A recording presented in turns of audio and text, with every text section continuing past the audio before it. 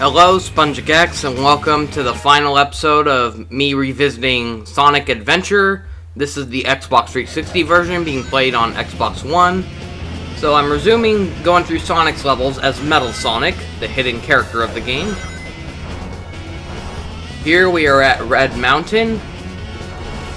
So Knuckles also has this level, and it's almost the same thing, just a little more spread out, and he has areas to glide on, but I didn't really think it was worth really showing. I will show a few of Knuckles' stages, because I thought there was enough differences to differentiate from, like, the versions I've already shown in Sonic's gameplay on Part 1 and such, but... So Red Mountain, I mostly like this level just for the music, but the second act is more memorable. The first act, that you're just on all these ugly-looking mountains, and I can imagine if they remade this game, this level could probably look a little more better, but as it is, it has not aged well. I still like the music, though, but Part 2 is the most memorable. It almost feels like Sonic ended up in hell or something. I don't know how to describe it, but... there's just something very unnerving about it. And once again, the music is really good too. Yeah, I was a huge fan of the music in Sonic Adventure. I like it more than how the modern Sonic games handle it, because I feel like ever since Sonic Forces, the music has been going for a more it's like trying to please like the dubstep crowd or something. I don't know, I don't like it. I don't like all that music that doesn't sound natural. And yes, you could argue that Sonic Adventure sounds like it was all played on a keyboard with, you know, different sounds that give it a style of instrumentation, but it still sounds almost organic in certain areas, and I like how it's not just like one genre of music. Many people complain that they thought the Adventure series relied too much on electric guitar and stuff like that, and I'd say that's more like Sonic Adventure 2. Yeah, Sonic Adventure does have electric guitar in some levels, but I think there's a greater range of music in this game. You'll hear, like, sounds that resemble, like, a piano, wind chimes, and just many different styles of music, and that's one thing I loved about this game. It didn't just rely on electric guitars like Sonic Adventure 2 mostly did, and I did like how ever since Sonic Unleashed, they tried going for a more orchestral, or Sonic 06, I should say, as bad as that game was, in most everyone's opinion, a lot of people couldn't deny that the music in that game was really good, and that was one of the first Sonic games to go for, like, live instrumentation, and, the orchestration of that was really good, and Sonic Unleashed had really good music, too. Sonic Lost World, as bad as that game was to some, the music wasn't too bad either. And Sonic Forces, I hated the music in that game. Like, some of the music during the cutscenes were alright, or like in the main menu and stuff like that. Like, I did think the title theme was alright, but the level music, a lot of it just made me want to cover my ears. I hated the music in that game. Yeah, this is the best part of Red Mountain, this devilish, hellish-looking area. And here's a little detail I never noticed until revisiting it again, but if you look over here at the corner, you'll see this jail cell with what appears to be an electric chair in there. Ooh, that's morbid.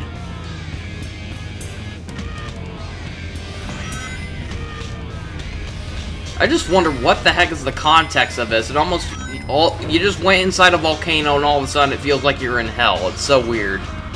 Just all this weird, like, imagery. Like, you'll see, like, tombstones, and some of them are even kind of dancing at one point. And then there's a part where you go past this jail cell and there are these weird creatures in there. It's hard to tell what the hell they are. I mean, I remember, I watched, like, one of those episodes of Boundary Break, and they clipped the camera through there to get a better idea of what it was, and they still couldn't figure out what the heck they were. Because unfortunately, you can't really move the camera much during that segment in this game. Oh, I hate these enemies the most. I hate those spitting fire enemies.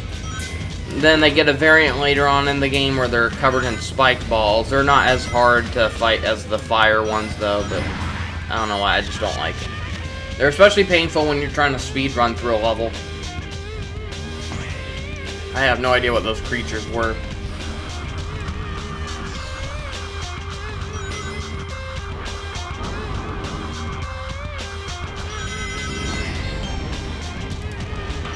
God, that lava effect has not aged well. Another reason I'd love to see a remake of this.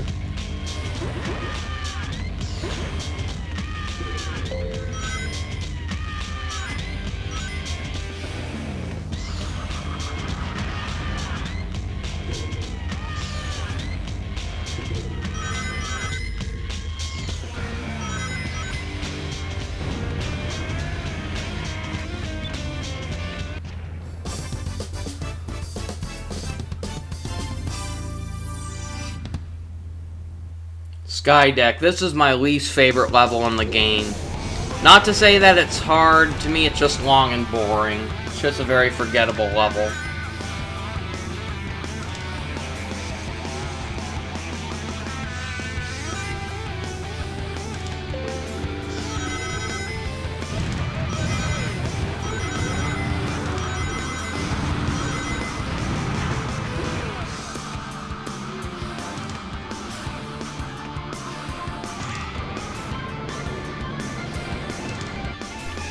I just get so tired of having to jump on those cylinders and waiting for him to get in the right area. And it doesn't help that the camera in this game is terrible. That's the worst part of it. This was one of the hardest levels for me to speed run through. It's because I couldn't get that damn camera to stay put. This part's really faulty too. You're supposed to jump at these hooks as they spin around, but it's really hard to align it right. It doesn't give you a good idea of like where to stand. So I actually skipped ahead so you didn't have to see all of my failed attempts at trying to jump at it.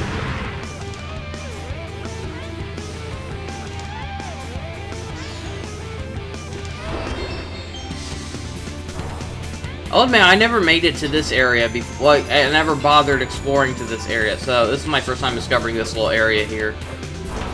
That's one thing I liked about this game. There are many different paths, so sometimes you're so used to playing it the way you did when you first went through the level. So sometimes you just want to try going a little experimental, and you wonder what would happen if you went this other way, or what would happen if you rotated the camera. And that's one reason I wanted to do this video. I wanted to show how, you know, sometimes you can revisit a game and it can still surprise you after so many years. I was originally gonna make this a new episode of a series I worked on previously called Video Games Worth Taking Your Time, but that's hard to recommend because this really is a hard game to recommend. You know, it's like, this is a game that's better off played if you're curious, because while I personally love the game, I'll admit it has not aged well, but that's why I want a remake of it, or a reboot of it, a remastering, reimagining of it. I want them to retell the story, but I don't want them to remake it loyally. I want them to actually make it feel more playable. Maybe even extend the game, add more levels for the characters, or revise some of the characters' gameplay a bit. And I've talked about that in many different videos, including like I made a whole video dedicated to what I would do in a Sonic Adventure, an Adventure 2 remake, and there are even a few past videos I made where I showed custom stages that the community made in Super Smash Bros. Ultimate, and during a few of the Sonic themed stages, I just wanted to strike up some conversation, so I decided to talk about like the flaws in the Sonic Adventure games and what I'd do to fix it, so I don't really think I need to repeat myself again.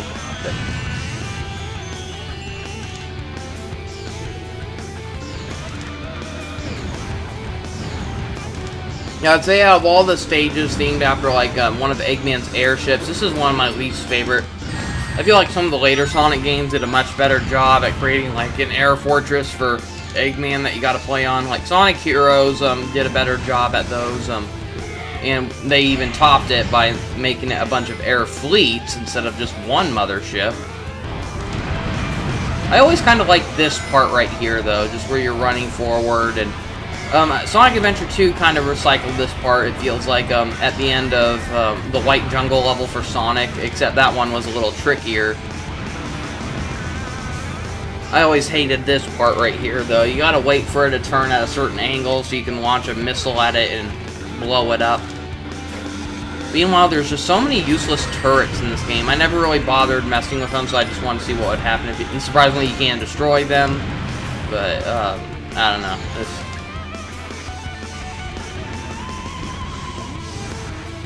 Turn around, you stupid turret. Now, if I'm not mistaken, you have to wait for it to aim directly at the missile, otherwise it won't explode. Pretty sure that's how it went. I didn't want to bother wasting a missile to find out.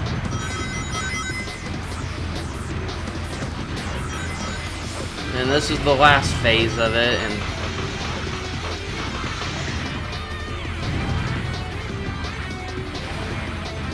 I like how if you play Knuckles' story mode, it's implied that he's responsible for, like, the ship's altitude, like, switching course and all that. That's kind of funny.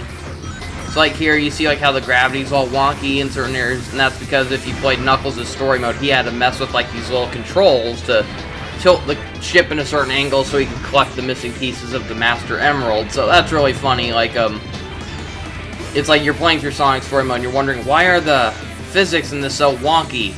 Like, why is everything tilted, or like, why is everything falling in a certain gravity direction? And so it's like you play Knuckles' story mode, and it's like, oh, okay.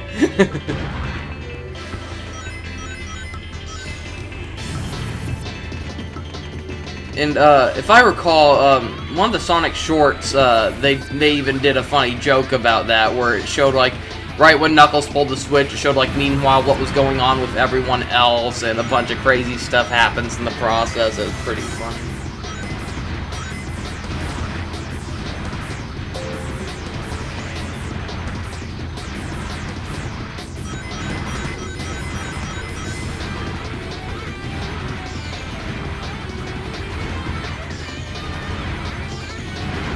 At least for Sonic Story Mode, I believe this is the only level you can get on the egg carrier. However, there are other levels on the egg carrier, at least one of them, I'm pretty sure, but it's only playable for Amy, Big, and E102 Gamma, and it's called Hot Shelter.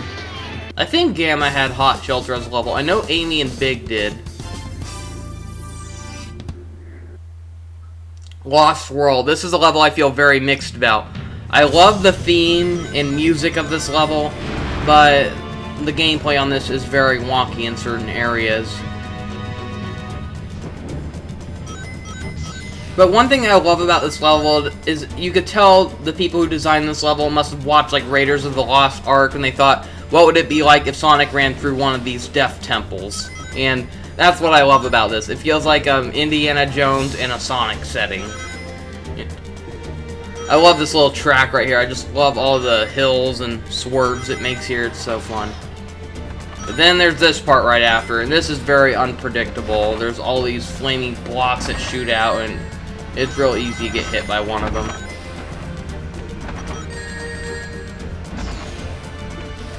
Ooh, that was close.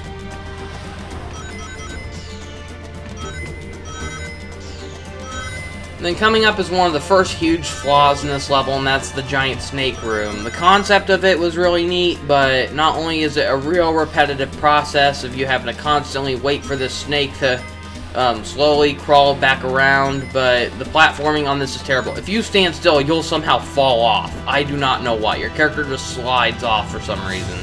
So you gotta keep, like, jerking the controller a bit in a certain direction just to keep Sonic or Metal Sonic on it. And the camera during this part is really terrible, which is real frustrating because you need the camera to be facing a certain way in order to know where to go next. And so you have to activate these 3 switches, which require you to activate these other switches that raise the water level so you can reach the other switches to open that door. And then once all the 3 switches are activated, then you can go to the next phase.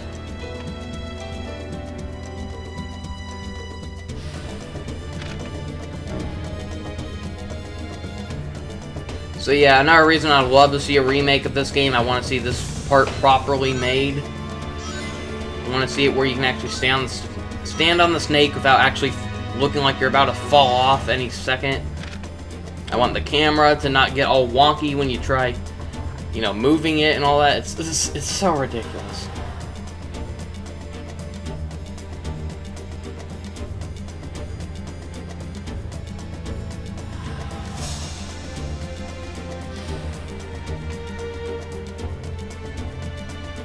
I guess was a really frustrating level to try speed running through because of this issue here.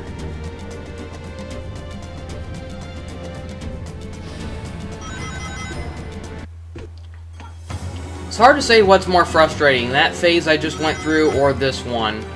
Like, this one has some memorable areas, but there's also some very hit-or-miss areas in this. Like, the first one coming up is the dark mirror room, where it's really dark, and the only way to progress is to shine these little reflectors onto, like, these, well, yeah, these little lights onto these little mirrors, and it'll shine your way to where to go next. And the controls when aiming the spotlight is very messed up at certain points. And you have those annoying fire enemies. So this is a part that's real tricky to try speed running through, because it's real since the pathways are so narrow and it's so dark, it is real easy to mess up. And it's like, if you want to try to beat the speedrun record for this to, you know, like mastering the game, you might have to try ignoring the spotlights, because those kind of slow you down during this. So yeah, that can be pretty tricky too. I never really take this pathway here. I always go like the straightforward path, so I thought I'd just stray left a little bit. And the only real big difference are those two spinning cubes you gotta go through.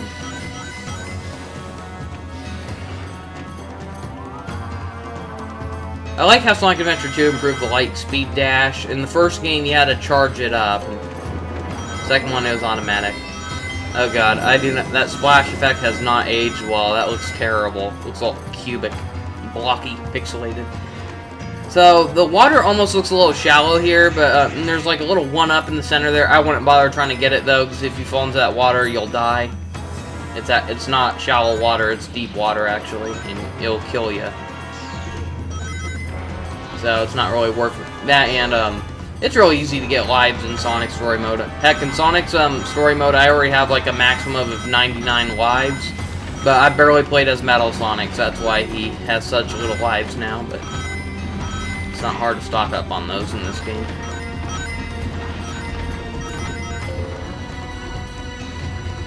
So this room right here is actually part of Knuckles' level. Knuckles is the only other character who gets Lost World as a level, and it's a treasure hunt in this whole section where you're past like the rolling boulder, and Knuckles just has to explore these little rooms and find the missing pieces of the emerald. So this part was a little tricky to figure out as a kid, because it doesn't do a very good job at telling you how to light up those panels. Because it's like you press that switch, it feels like nothing happens. You gotta keep jumping on it until these little things slide around and light up, and yeah, that's really stupid. Once again, the controls and camera angles around that part are kind of wonky, so... And you gotta watch out for that part up there, but I didn't know you could actually crawl under it right here. If you tried jumping up there, those spike traps would have automatically tried lunging at you, so you gotta like jump really fast when you get up there, so you can dodge those spike traps. And yeah, that's one of the peskiest parts of this level, the spike traps, and if it's not that, it's accidentally falling off those higher up platforms, because then it means you have to crawl all the way back over. And that was another reason why this was a tricky level to speed run through, because if you messed up here, you would have had to start the whole entire level over just to ensure that you beat it fast enough. And that's one reason I hate speed running in levels, because it's time consuming to get to some of those real tricky areas, and then when you fail, it's like you gotta start all over. I hate that. It's like, I'm more forgiving of challenges where they want you to beat a level with a certain number of rings compared to beating a level under a certain time limit, oddly enough. And if I'm not mistaken, that's the longest light speed dash up segment in this game. Sonic Adventure 2 managed to top it in some of their levels, but... So originally when you played this level in Sonic Adventure, in Sonic Story, this level would have been over with right when you got past that hallway. It would have triggered a cutscene, so that was the only time in Sonic Story where you didn't activate a little capsule. But then, when revisiting the level as Sonic or Metal Sonic, they added this segment to be playable. Originally, a cutscene played where Sonic just went through the end of this room and he saw that giant portrait portraying like what would happen if Chaos got all of the Chaos Emeralds and turned into perfect chaos. So, good foreshadowing for the final battle to come, which was already teased in the opening intro of this game, but...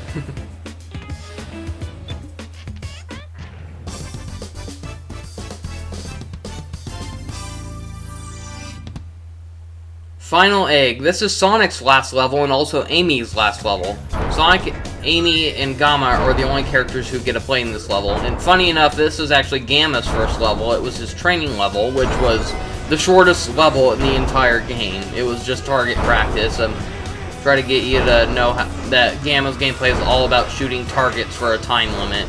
Well, to get like extra time under a time limit. It's a very arcade-ish kind of mode, and I always liked this kind of level though. I thought it was very suitable for a final level for Sonic. It just feels like Eggman set up all these elaborate traps that he expects Sonic to get captured or crushed or destroyed by, and Sonic just manages to pass through all of them. And so Amy's version of this is a very shortened version of it, and it's more of a stealth section. You gotta evade like the robot that's chasing you, and there's a part where there's all these doors and you have to guess which one's the right one.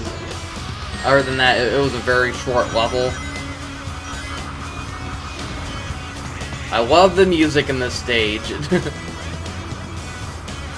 I would love it if in the Sonic movie sequel, or if we get more sequels, I'd love to see them make a scene where we get like a reprise of Jim Carrey as Eggman or Robotnik, you know, dancing in his laboratory, but I'd love to see them have him dancing to the music from this. That would be hilarious. It's like every time I play this level, I always think back to that one skit from Sonic Shorts 2 where Eggman is torturing Sonic by dancing to the music from this level, and that was so freaking funny. So I always wondered, well, you know, I just now noticed that there was like a lower pathway down here, so I wanted to see what would happen if you went to it, and all it does is take you back up to the conveyor belt. It's like, are you kidding me?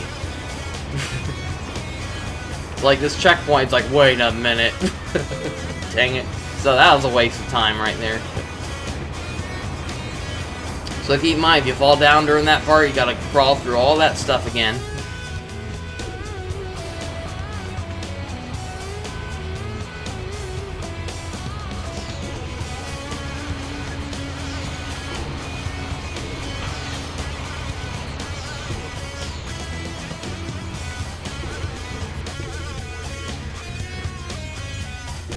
Here's where the music gets really good. The biggest flaw with this level, though, is once again the stupid camera angles. They are just way too wonky. It's real frustrating on this one part where you have to do like some platforming past like these swinging pendulums. It is really tricky during that part. Yeah, so the Dreamcast did not have a right analog stick, so you couldn't rotate the camera up or down, and despite how the DX version, because it was made for GameCube, which did have a second analog stick, they kind of revised the camera controls a little bit. Like, you could rotate them up and down, but only while standing still and looking in kind of like an over-the-shoulder view of the character, or an overhead view of the character. And so, unfortunately, they did not bother applying those camera effects for the actual gameplay, and that would have come in handy, because there are way too many moments where the camera's up way too high or down too low, and so it's really hard to see where you gotta go next in certain platforming segments. That's one thing I would definitely add in a remake of Sonic Adventure 1 and 2. I would refine the camera controls to where you can actually swerve them around the characters over and under to get better views of your environment. This is where the camera angle gets really tricky. It's really easy to accidentally jump and accidentally get blocked off by the hand, I don't know what you call it, the part of the pendulum above the hammer part of it, and the handle, I don't know what you call it, but yeah, it's like, it's really tricky. This is another level that's really hard to speed run through because of this segment right here.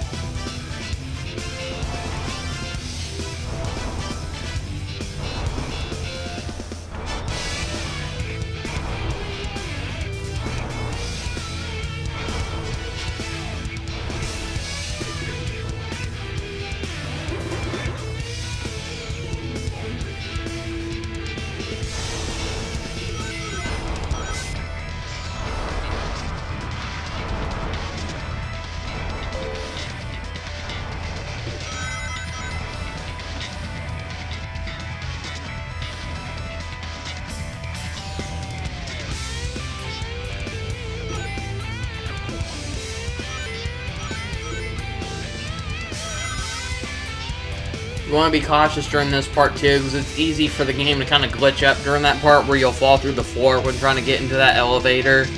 I don't know why, like, so messed up. Emergency! Emergency! Dispose of any So I believe this is the final phase of the level. emergency! Emergency! Dispose of any intruder! Emergency! Emergency! Dispose of any intruder! So I originally noticed how there were these 3 captains up to the left. Back then, I had no idea how to get them, but I finally figured it out. You gotta use your light speed dash to get up there.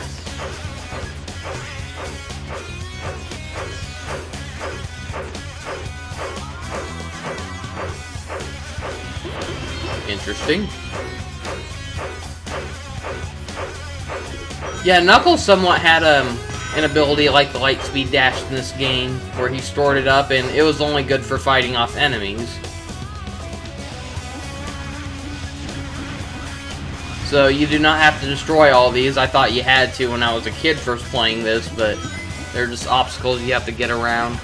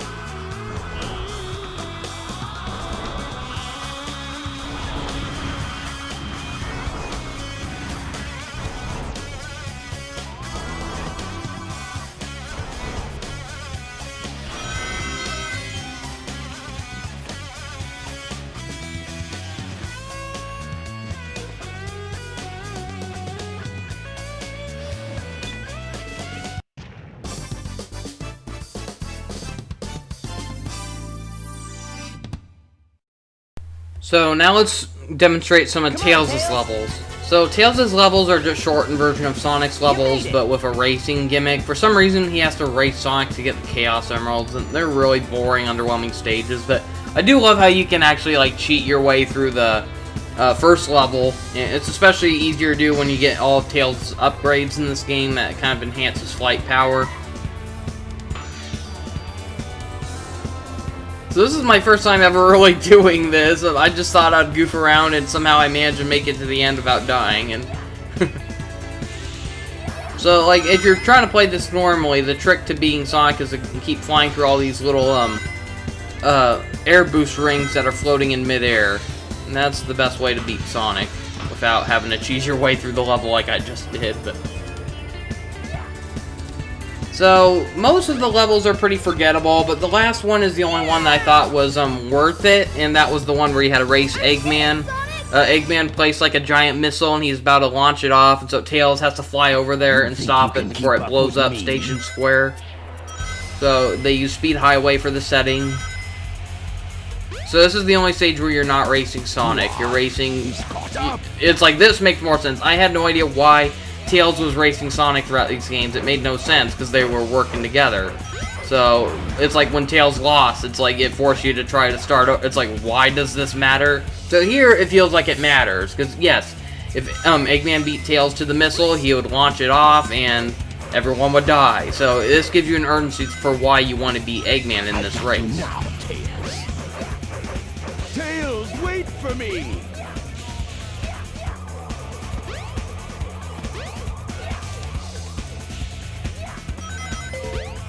It's like, I love Tails' gameplay, I just hate his levels. I wish they weren't races. I wish they were just simple, you know, make it to the goal, like in Sonic's gameplay. That would be fine, but, Tails really played really fun in this game. I loved his controls, I loved his flight and tail attack. I just do not like his levels. I do not like his missions.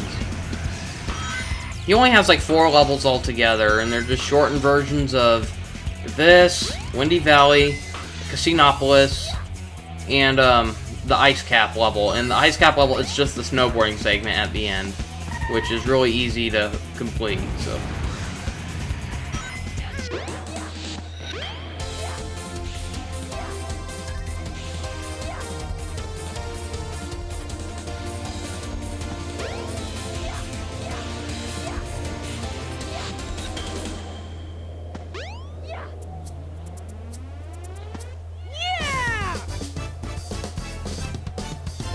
That wasn't too bad. Now on to Knuckles' gameplay. So his first level is Speed Highway. I'm not going to go through all of Knuckles' levels, I'm just going to go through Speed Highway and Casinopoulos. So Knuckles' version of Speed Highway is just the ending segment from Sonic's, except in a more explorable format. So, for those who've never played the Sonic Adventure games before, you're supposed to find missing pieces of the Master Emerald, and you'll notice like these little icons at the bottom of the screen. It's like when they blue, it means you're getting closer, and then the more it lights up, that means the closer you're getting to the emerald. So like when it's blinking red rapidly fast, that means you're right on its tail. It's somewhere right nearby.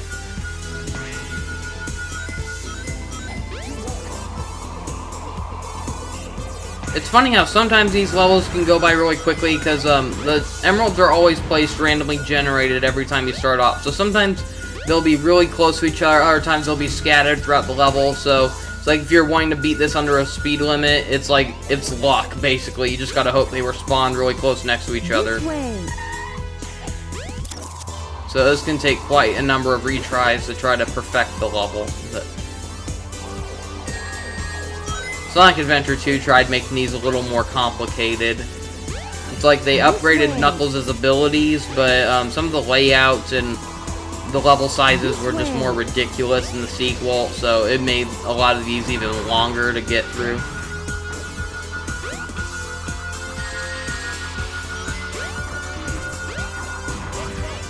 Found it. And Casinopoulos is an interesting take on the level. It's a huge variant from the version Sonic went through. I mean, it's got the same level layout, but they added so many sections that only Knuckles can reach. So, the first notable example is this giant Sonic statue, where if you punch at its shoe at a certain spot, the whole statue will collapse. And sometimes the Master Emerald shard can be found under that, depending on how the emeralds were generated when you start the level. But yeah, sometimes they can be found under that statue.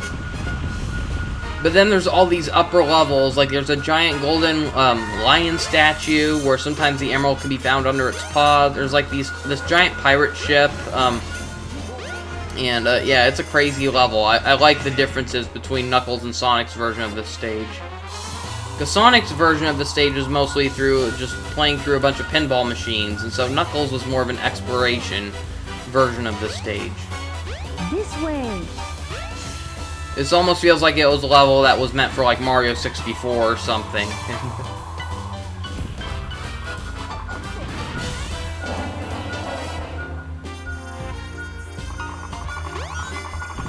This way. And then sometimes if you need help, just talk to the glowing ball that's supposed to be Call, and she can help guide you to some of them if you follow her.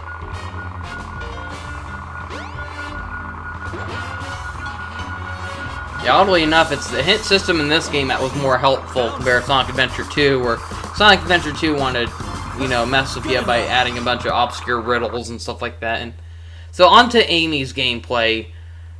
It's like, darn it, I wanted to like playing as her, but it's like, if they ever remade this, I'd want to see them make her faster. I've already talked about it in part 1, so I'm not going to repeat myself again, but Amy's gameplay needed the hugest improvement. The concept of playing as her was nice, but the execution was terrible. There were not enough levels for her. She had the least amount of levels in the game, so she probably had like the shortest story mode out of all the characters. Or maybe it could have been longer, though, because of how freakishly slow she was, so traversing through the hub world, she is one of the trickiest characters to play through, her and Big the Cat. I do like some of the areas in her levels, like, so Twinkle Park, that was the level that originally Sonic went to, but Amy got to go inside this mirror house, and there's just something really eerie, like, the music during this part sounds like a mixture of sadness and creepiness in a way. It's hard to describe, but it really kind of suits, like, the fact that Amy's being chased by, like, a giant robot that's kind of scaring her, and so she goes inside, like, this hallway of mirrors, and it's like she thinks she's alone, but then she sees the robots right behind her trail. And so I think the music does a good job at kind of conveying that unnerving, you know, feeling Amy must be feeling during this part.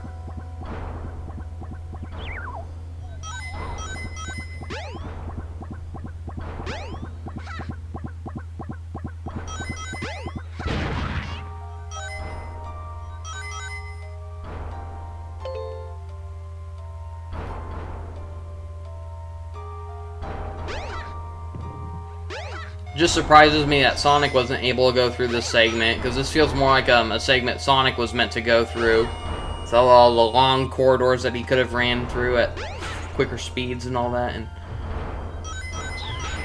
yeah, that's like the worst time to control Amy, when you have to go up all these steep hills. And oh boy, there's a really bad one at the end of this level. One of the worst times to feel like you're controlling Amy. I like how in later games they made her a lot faster, though, so if they ever remade this game, please make her faster. Give her a few more levels, too, and make them fun this time.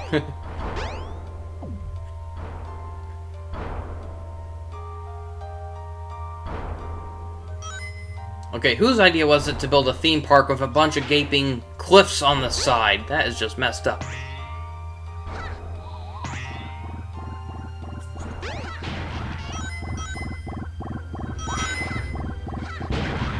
Just what the heck are those kind of badniks that Eggman made? The ones with the gelatinous body? That is so weird. I have no idea what those are supposed to be. This is one of the trickiest parts of the level. So there are these little barrels that Amy can crawl under, and I remember never noticing those when I first played this game, but if you talk to Call, she'll let you know that it's a good place to hide, but it's really unnecessary. It's not too hard to get away from the robot, and sometimes it feels like a bigger pain to try getting the barrel, as you saw there. It's like to think, if I ignored that barrel, I probably would have been about done with this level by now. And somehow the robot is just plain stupid, despite how he saw me climb under that barrel. There is a part towards the final level where the barrel might come in handy for some players. I never needed it when I first played it, but it's like, I tried it this time, it's like, oh, actually that could work, but... So this is the trickiest part. It wouldn't be so bad if Zero wasn't so hot on your trail during that part. But, Hang on to that balloon. basically the best way to get past that is keep jumping and using Amy's, hammer attack in midair to give her a bit of a boost. Otherwise, it will take her forever to slowly walk up that hill. So, to complete Amy's levels, you just gotta jump at that giant balloon, she escapes, and...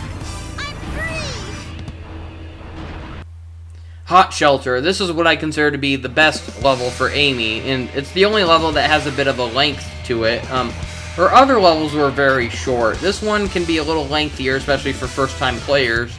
This one has a bit of puzzle solving, and One thing I never knew, I just found out about this recently, but if you stand up here, Amy will start losing her balance. That might be a leftover from a part that was originally meant in this game. Originally, there was supposed to be a part where Amy was supposed to tightrope or cross like a huge gap or something, but they cut that out of the game. And I think the dialogue is still left in this level, though, because there's a point where you talk to Tikal and she tells you not to lose your balance here. And so it feels like that was supposed to be the part where they kept the cross-roping part, but they cut that out and just replaced it with a giant segment where a segment where there's a giant pool of water below and you gotta jump on the platforms, and if you fall down you have to quickly get out of there before you drown.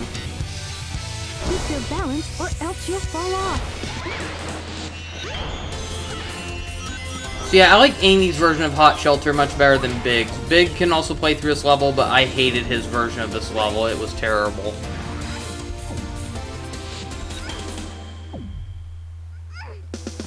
Amy takes the longest to climb up ladders, unfortunately. Even Big the Cat can climb up ladders pretty fast, despite how slow he is.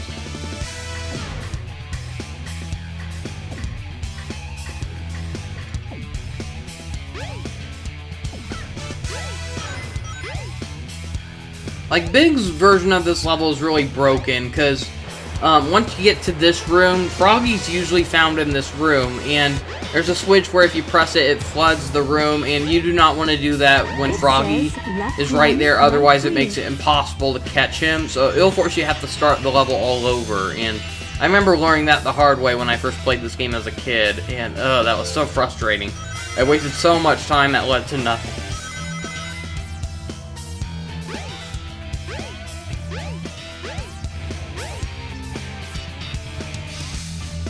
For some reason, like when you look in first person during this part, it clips through Amy's head for some reason. That looks weird.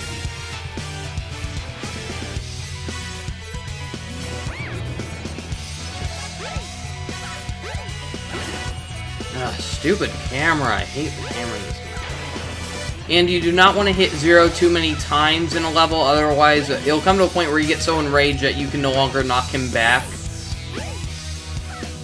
And I forgot about that one point in this game, because I was trying to knock him off a cliff at one point, see if it would have worked, but I accidentally used up all of my knockouts, so it really enraged him, and I had a bit of trouble doing that.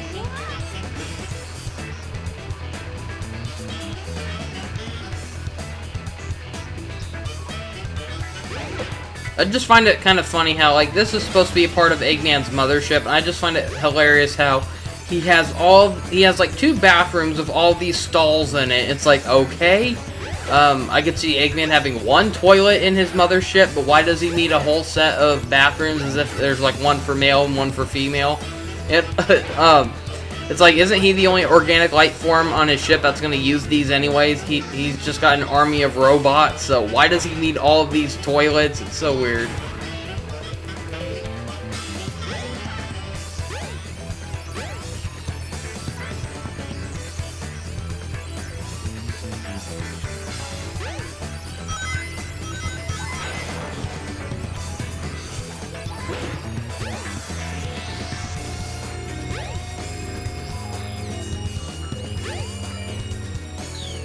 I'm surprised this wasn't a level for Knuckles. This could have worked as a treasure hunting stage as well, especially this segment here with all the different rooms, and then there's like the room right over where there's all these spinning gears and stuff like that, and so it surprises me that Amy was the only character playable for this level. And it kind of makes me wonder why Sonic wasn't playable in this level. This is one of the only levels Sonic was not playable in. I mean, Sonic, like, almost every level that each character has is some shortened or altered version of a stage Sonic went through, and Hot Shelter is not one of them. Sonic had like 10 stages altogether, and for some reason he did not go to Hot Shelter as one of them. So it's safe to assume that, like, this whole level is basically like Eggman's engine room, like what powers his egg carrier and all of that.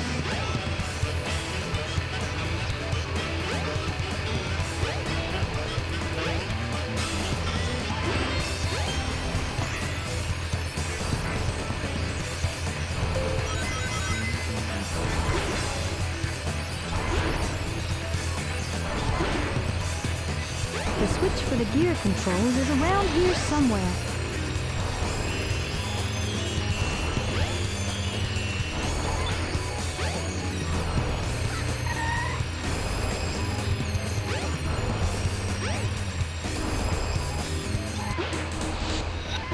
Amy with the speed up shoes makes no sense. She's no faster at all when using... Heck, if I'm not mistaken, even Big the Cat can randomly reel in one of those just by dipping his fishing rod into the water sometimes, and it's like, what's the point in him having the speed shoes? Nothing changes. His levels aren't built for him needing speed shoes.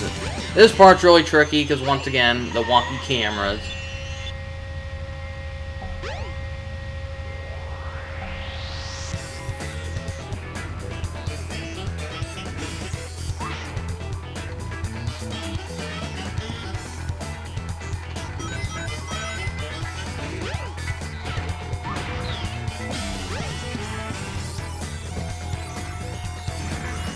Move the handle and the lift should move.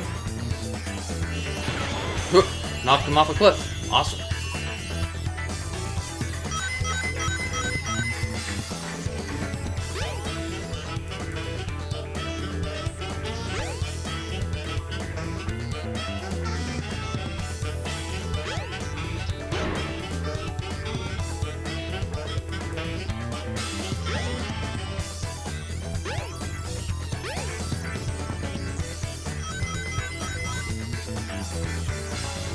Wow, stupid chameleon enemies.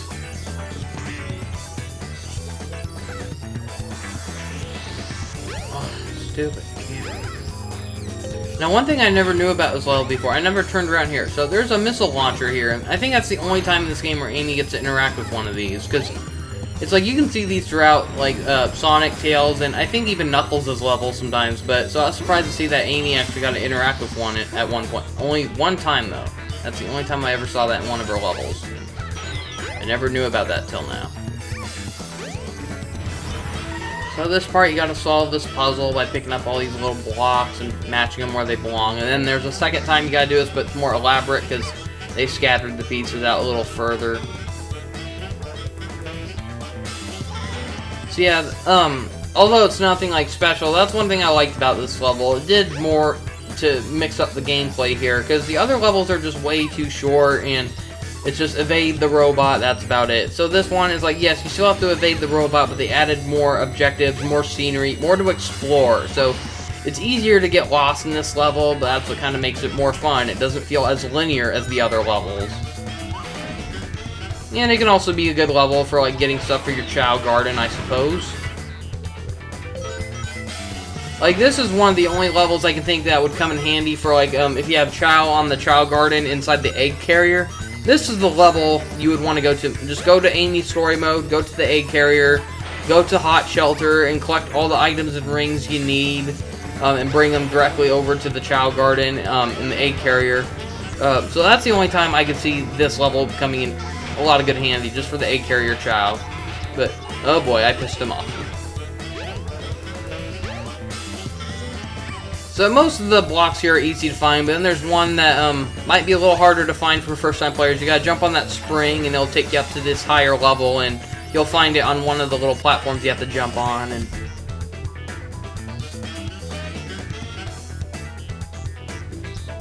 I don't think Zero can get you while you're up here either. So, but once you step foot down there, he'll be hot on your trail. There's also a few rings to collect up here. Stupid camera, stay still.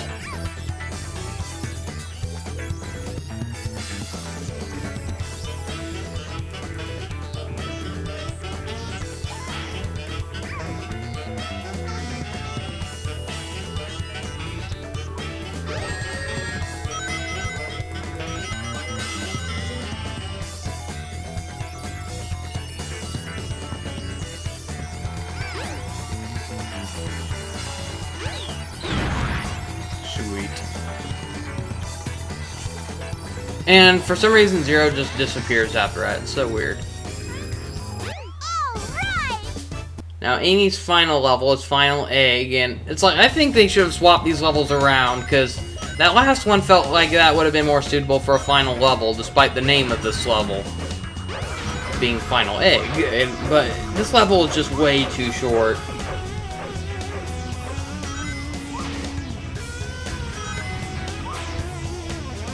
It's mostly a recycling of Sonic's, the opening of Sonic's version of the stage, but they added a little difference towards the end.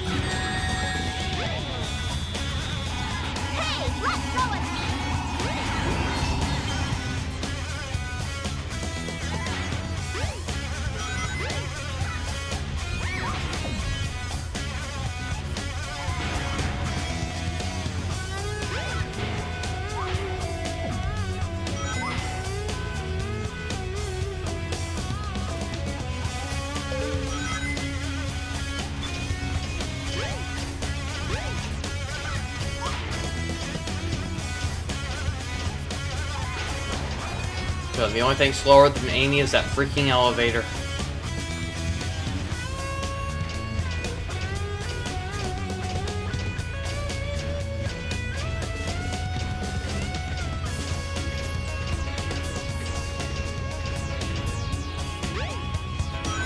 Oh yeah!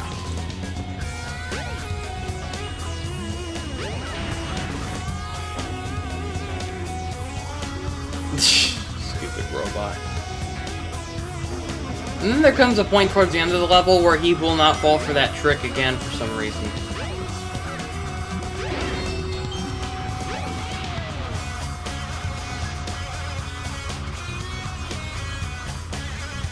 Now, this is a real dumb part of the level. You just gotta guess which door is the next one out. And if I'm not mistaken, it's randomly generated each time. Because I could have sworn here's a time where I replayed this level after playing it, you know, and I wanted to see if the levels with the door layouts were going to be the same, and they were different, if I recall. So it's like I went through the exact same one that took me out of the level, and for some reason it had an enemy at the end that time.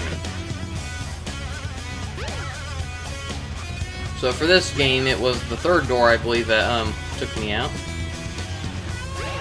Nope, make that the fourth.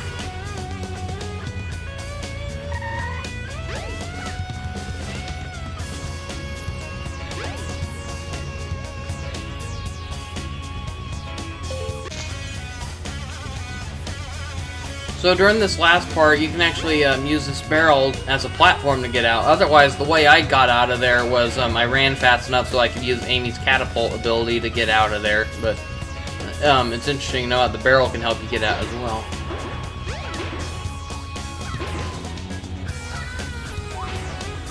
That was it for Amy's story in this game. It was really short. There were not a whole lot of levels, and so Big the Cat, as hated as he is, this is one level of his that I actually really liked, and that was his version of Emerald Coast. And part of me is surprised this was not used as a treasure hunting stage for Knuckles, because this would have worked perfect for him.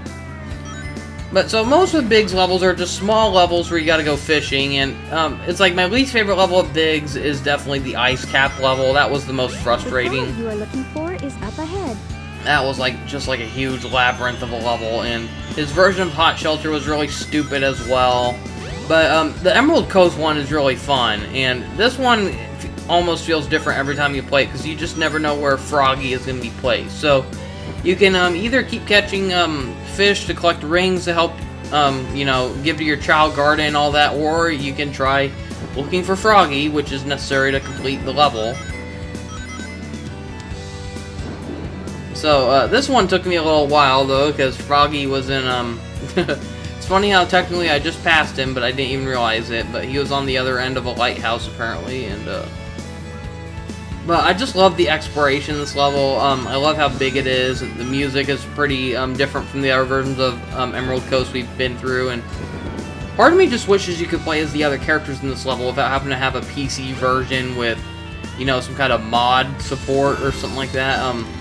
It'd be fun to play through this level as Tails or Knuckles, Sonic. There's a secret passage somewhere. Go and find it. And sometimes Froggy can be found down here, depending on how the game loaded him up into the level.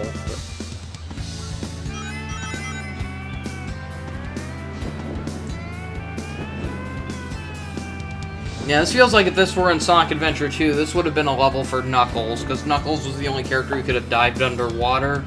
Where in Sonic 1, Big had to get an accessory that allowed him to swim and breathe underwater. Originally, he would just walk at the bottom of water and he couldn't breathe, but eventually you get these little power-ups in the hub world that help him do that. And Big has some of the most unique levels in the game, though, because despite how his entire gameplay is about fishing, he's also the only character who has like hidden items that can only be found within the action levels, where the other characters, you can only get their power-ups through the story mode, through the hub world. But Big has like these little lure accessories that strengthen his fishing rod, making it possible for him to catch bigger and stronger fish that are worth more rings. When you catch fish, you get like a bunch of rings, but you do not want your line to snap while, like, you have to do it in a certain patient way. Like if you, it's like a roulette system. You gotta hold the A button to fill up a gauge, but you don't want it to fill up all the way, otherwise your line will snap. So you gotta keep it at a good balance. And so if your line snaps, for some reason Big the Cat loses a life, and I think that's the main reason people hate this gameplay, because it isn't easy to figure out when you first play it. It does not do a good job at teaching you how to play this mode. So it's like, I don't think this mode was really necessary. It mostly does feel like it was a tech demo and demonstrate all the kinds of games and graphics the Dreamcast was capable of. And so they just decided to put that in the Sonic Adventure. And they made a new character to be like the mascot for that gameplay, which was Big the Cat. Other than that, it's like, I don't hate the story mode, but I'll admit when I first played it, I hated it. But once I got the hang of it, I didn't think it was as bad as everyone made it out to be. But I do agree it's not necessary for this kind of game. Something's biting. Froggy. Froggy! I found Froggy! Not too bad. What the hell's he doing? Swatting away invisible flies? And here's the last character of the game, Gamma. E102 Gamma. Destroy. So he was a robot that Eggman created who eventually, you know, starts questioning his purpose, and he goes on a journey to try to make things right, basically. And so he was a really interesting character, and he has one of the most tragic stories in this game. I loved his gameplay here. Now, I hated the mech gameplay in Sonic Adventure 2. The controls were so clunky when playing as Tails or Eggman, and I just hated it. But Gamma, he was actually, like, they clearly took inspiration from Gamma's gameplay, but Gamma, he was more fun to control. He was a much lighter character. He had better jumping and hovering abilities, and his gameplay was more arcade-like, where you were under a time limit, but the more things you shoot at once, the more your time will increase. And I kind of like that little arcade aspect they added to this. It's too bad there's not really a high score meter in this. That would have made the level more fun. Sonic Adventure 2 bothered adding high scores to their levels, which added to the replay value, but Gamma is one of the worst characters to play as when going to the Chow Garden, unfortunately, and I forgot to show that in Part 1, but luckily I recorded more footage to show in Part 2 to demonstrate what it's like to play as Big the Cat in E102 in the hub world. So, some of Gamma's levels are very short, as seen in the first level, which is the shortest in the game, and his version of Emerald Coast is pretty short as well, but some of his later levels get a little longer. I like how when he gets fast enough, he'll tuck in his legs and convert them into little wheels and start driving around. That's really fun. Capture complete. And that was Gamma's gameplay. So let's go to the hub world. Starting off with Big the Cat. I already went through the other characters, Sonic, Tails, Knuckles, and Amy in Part 1, but I forgot to do Big and Gamma, so I'm not going to do a whole in-depth, just give you an idea of what it's like to play as them in the overworld. And I just laugh at how big is. Like, he can flat out pick up a car. It's so funny.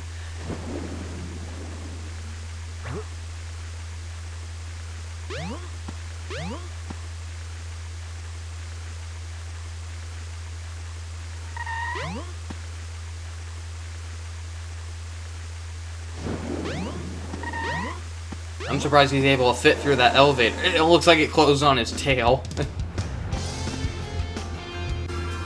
Then, I never knew this before, but you dip your fishing line to some random pools of water, and sometimes he'll just reel out an item. That's kind of interesting. Knuckles could do something similar, where if he randomly digged in certain spots, sometimes rings would pop out, or even one-ups.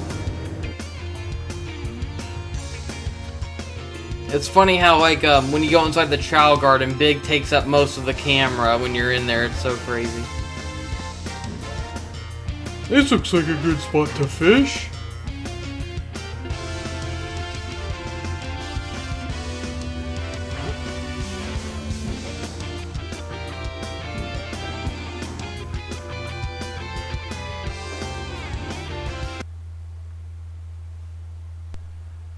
Jeesh, pull the camera back a bit, why don't you, game designers?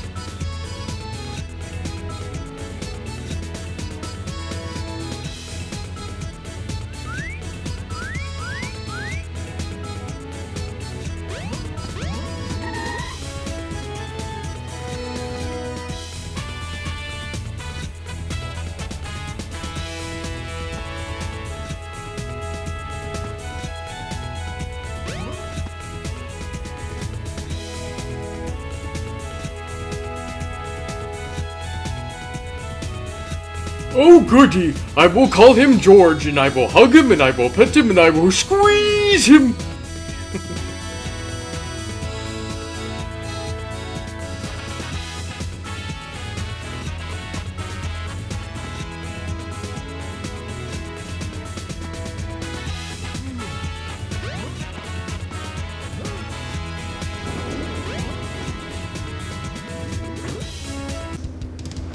Now Gamma.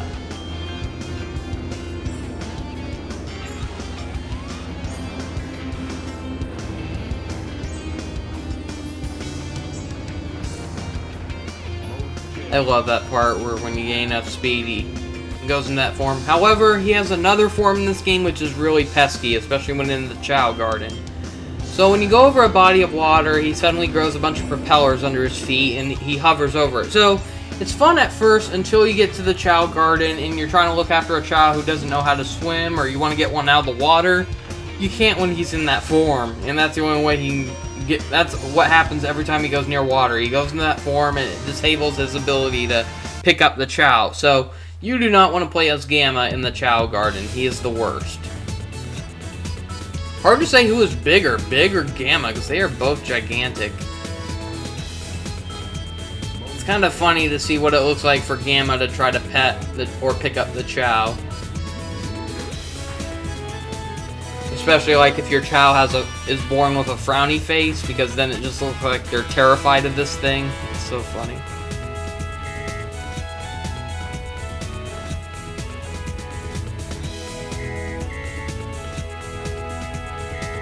Everyone out of the pool!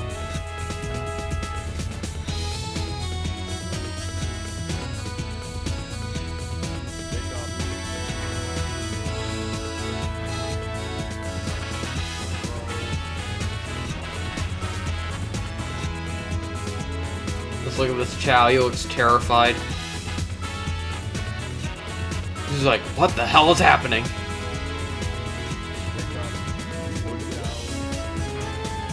Please don't kill me.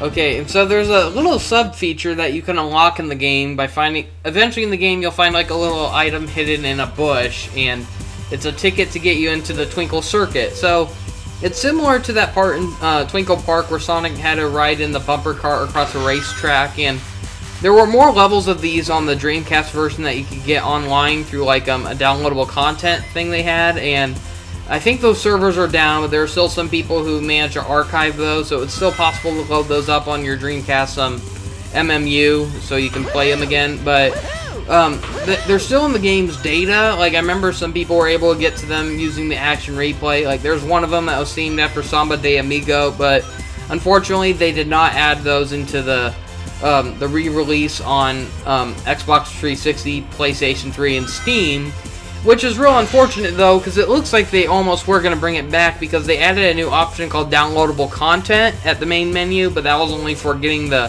Sonic Adventure DX upgrade, unfortunately. But so surprisingly, you can play as every character during this, but unfortunately each character plays drastically different. So I noticed Tails plays a bit slower than Sonic, and I'll tell you right away, Amy is the worst character to play as this. She is unbearable to control during this part, which is really unfortunate, but it almost feels like the designers are throwing a jab that women can't drive or something like that. But luckily in a lot of the other racing games, though, Amy is actually one of the better characters to play as. She's usually an all-around racer or a well-balanced racer, which makes her great for anyone to play as. She just has really good stats overall, so yeah, at least she got better over time. But man, for her first time driving in a main Sonic game that wasn't Sonic Drift, she did terrible. So I'm only going to go through just one lap with each character. Otherwise, we'd be here all day if I tried going through all the races with each character. So Knuckles, he goes at a pretty decent speed. I wouldn't say as fast as Sonic, but still pretty good. He's one of the better characters to play as.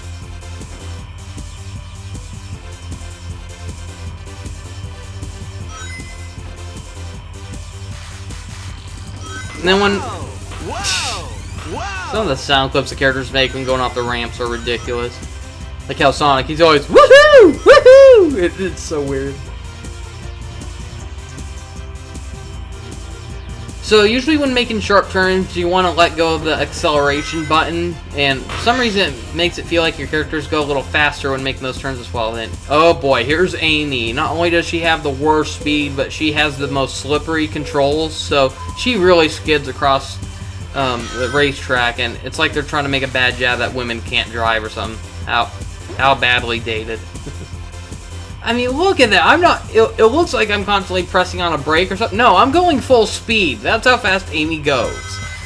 Now, I would expect Big the Cat to go that slow, but no, this is Amy's gameplay. Big actually goes a little faster. He's still a slow driver, but this is ridiculous. It can take like over a minute for Amy to cross the first lap, where other characters, they can reach it in a little over 40 to 45 seconds.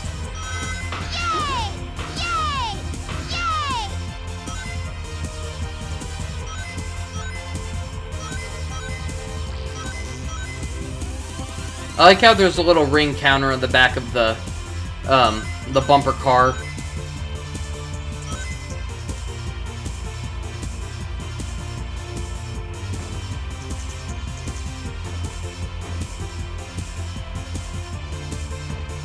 And I like how if you listen closely, the music in the background is a remix of the main theme from Sonic Story Mode in this game called It Doesn't Matter. That was a neat touch that I missed out on the first time I played this game, but for some reason, Big the Cat just has this fishing pole sticking forward. It's so weird, but funny. It's like he thinks he's gonna catch some fish while driving. I mean, that's ridiculous. You think Big would be a slower driver than Amy due to his weight and somewhat lack of intelligence, but somehow he's going faster. That is ridiculous. Now, E102 Gamma, he has really good speed. The problem is that he has terrible turning. If I recall, he has the worst turning, so it's easy for him to bump into things. And one thing I never realized until playing it is even Metal Sonic can go into this. Metal Sonic, Metal Sonic is not playable in story mode, unfortunately, so there's no way to play him in the hub world, but there is a kind of like a trial select mode where you get to replay the levels as other characters without the hub world. And so if you go down to Metal, I didn't know Metal Sonic was had a mission mode either, so he can play through Sonic's missions, even his boss battles. And that's the last thing I'll be showing in this video. I'll be showing what it's like to play as Metal Sonic through all of Sonic's boss fights, because I've never seen what it looks like for him to fight them before, and that might be fun to go through. So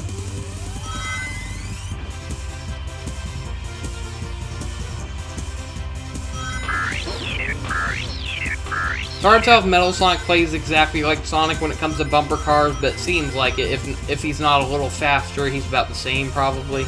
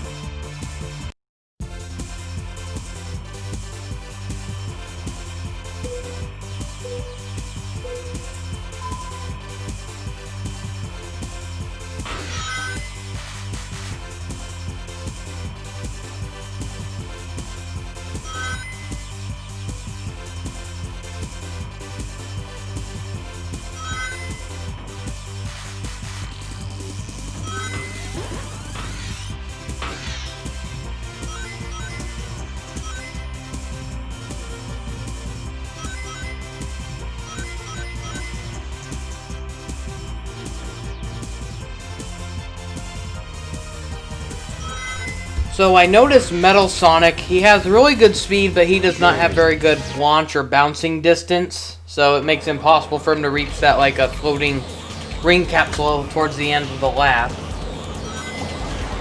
So, on to boss fights, and I must admit, Metal Sonic looks pretty epic in some of these boss fights. And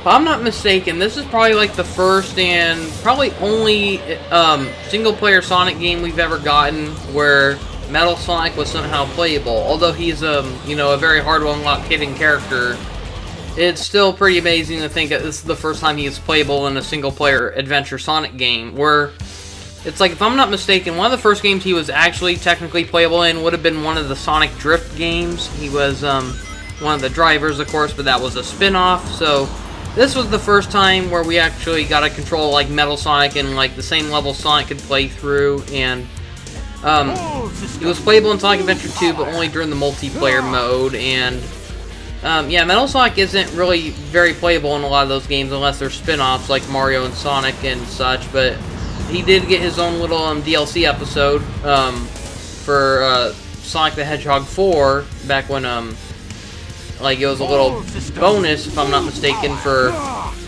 having Sonic 4 and then buying Sonic 4 Episode 2. Having both of those got you the Metal episode. There's something so funny here about seeing Metal Sonic fighting Dr. Eggman. It's like he rebelled against him, and we wouldn't see that until Sonic Heroes, actually, and he even did it again in Sonic Free Riders, which was a pretty laughably bad story, but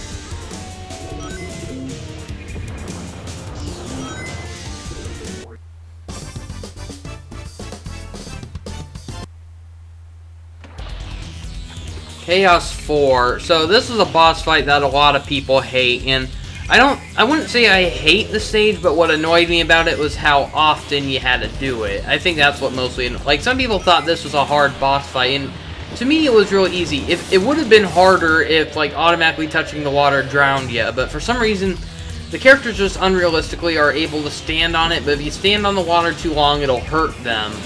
So you want to keep hopping around, and mostly you want to stay on the lily pads, but sometimes Chaos can knock them over. But other than that, I kind of like the boss fight, but I only like Sonic and Metal Sonic's version of it. This boss fight's a little more frustrating to play as with Tails or Knuckles, because with Sonic and Metal Sonic you can just use a homing attack.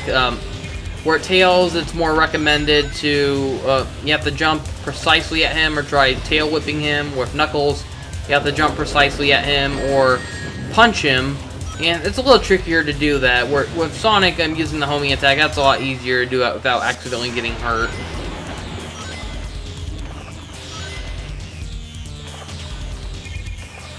So yeah, it's not a bad boss fight for Sonic, but for the other characters, yeah, it gets pretty annoying to have to go through this multiple times. But it's just funny how this is one of the more difficult versions, or frustrating versions of Chaos to fight in the game, because compared to his final phase, well, next to final phase, I should say, I think it was Chaos 6? Yeah, it's funny how it makes me wonder, what would have Chaos looked like with the other forms? We only saw him as Chaos 0 and I believe Chaos 1 or 2 or something like that, but along with Chaos 4 and Chaos 6, but what happened to the other phases? We didn't see him go to like Chaos 3, we didn't see him go up to Chaos 5, and so it would have been it. And then we at least saw Chaos 7, which was perfect Chaos. That's what happens when he gets all the Chaos Emeralds, and epic build up there. But yeah, this was laughably easy. It's like, how was this easier than Chaos 4? Yeah, if they ever remade this game, I'd love to see them extend the story and show his other forms. That would be really fun to see. And Big the Cat actually has a boss fight against this character, and it's laughably bad. All you have to, like, he ate Froggy, so all Big has to do is cast his fishing line into there to get Froggy out, and that's it. The fight is over. It's like, are you kidding me? So, Big only gets one boss fight, and it's that, and it's the shortest, most laughably bad. Amy actually only has one boss fight, and that one feels more like a boss fight, is where she finally stood up to the robot that was chasing her throughout the game, Zero, and she finally fights back, and so that felt more like a proper boss fight, along with good character development for Amy. But for Big, it's like that was a laughably bad final boss. Especially for a gameplay that was all about fishing. The fact that they had to put a boss fight in what was basically a fishing sub-game, that was ridiculous. Oh boy, Sonic's final battle. This is... I remember this took me forever to figure out as a kid. This is pretty tricky. Get a load of Get a load of this! God, he'll just keep spamming that phrase throughout the battle, and I'm sure a lot of you have seen the memes of that.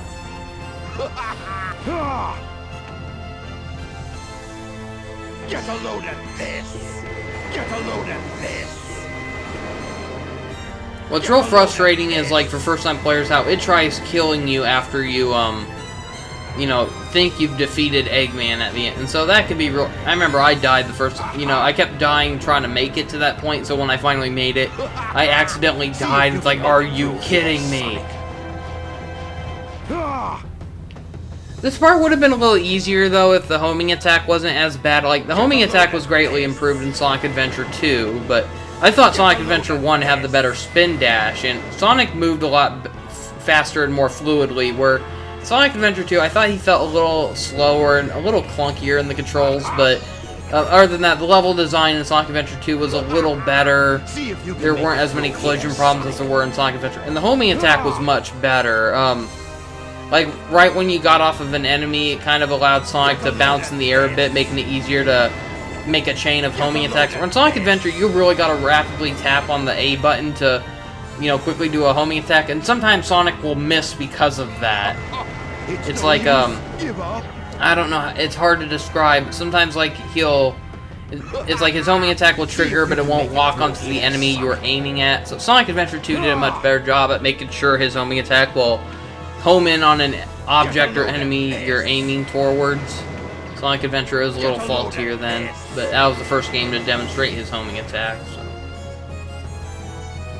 And this part was tricky for me to time as a kid, and I'm surprised I was able to do it without getting hit this time, because that's a real easy part to mess up on, where you have to jump on his spinning little blades. I'm not sure, but I noticed that it was possible that the Sonic the Hedgehog movie gave a little shout out to this boss fight during the car chase scene, because there's a part where Eggman shot out like these little spinning discs with I think they had like blades on them, and Sonic jumped on top of them and kind of surfed on them, and it reminded me of this part where you had to do that. He's not gonna get away with this. It's no use. Give up. No way. I can't. No way! I can't believe this! He repeats that quote throughout the game in many different cutscenes. Watch out! He's up to This part something. was tricky to figure out as a kid. Like, I was standing still, unfortunately, so I died during that part. It's like, are you kidding me? I gotta start that whole lengthy boss fight over. Are you kidding me? Well, that's all I have to show. That was Sonic Adventure. So it has not aged very well, but it's still a game I have fond, nostalgic memories of, and I'd only recommend that if you're really curious, but I'd rather they just make a remake of it, or even make a double remake of that in the second one. That would be great, but that's all I have to show for now. Thank you for watching. See you next time. Have a nice day.